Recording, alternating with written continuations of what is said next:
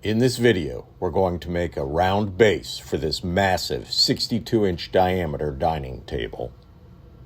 I looked at different designs, but I chose to go with a 32-segment base. I used a segment size calculator I found on the internet. Please forgive me, but I used to work as a pencil draftsman, and I enjoyed it. A few seconds of drafting. We started with a trip to Frank Paxton's Hardwood Lumber Yard in Cincinnati, a great place. Now we need to make the inside support rings for the base. Rip the boards to width and then angle the ends. I'm using 10 segments to start. And I need 2 rings. In order to keep everything aligned, I'm cutting splines.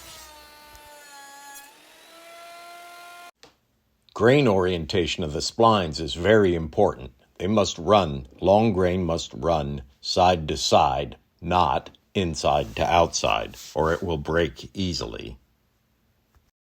Now for the glue up. Everything fits good. Now I have a 10-segment ring, but I need it to support 32 segments in the outside base. So I'm going to put it on my CNC to cut the 32-segment shape in the outside of these rings. That worked pretty good. To make the 32 segments or slats for the base, I ripped them to width. 32 slats puts you into high production mode. Next, I adjusted the table saw to an angle of 5.63 degrees. Now I have to cut that on both sides. This is what each slat looks like when finished. Now to cut them to length. I wanted to do a test, so I took the offcuts and made a sample to check my math and make sure everything was good.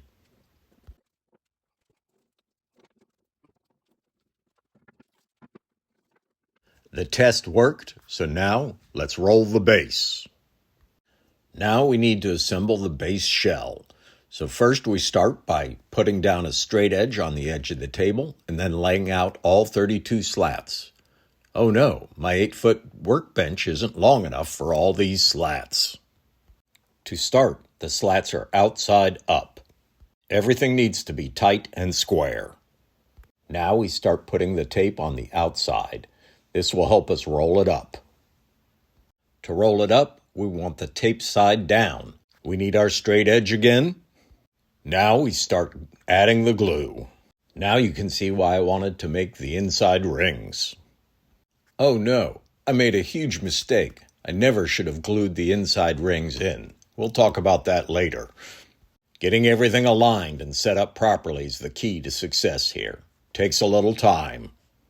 And here we go.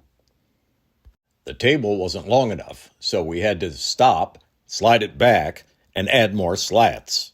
Hopefully you're not getting seasick, but I'm trying to give you some different views. Band clamps are wonderful tools. Now we check and adjust the alignment of all the parts before the glue dries. I sure appreciate the extra hands, and it's going to wind up in their dining room. That was an hour's work, reduced to a minute.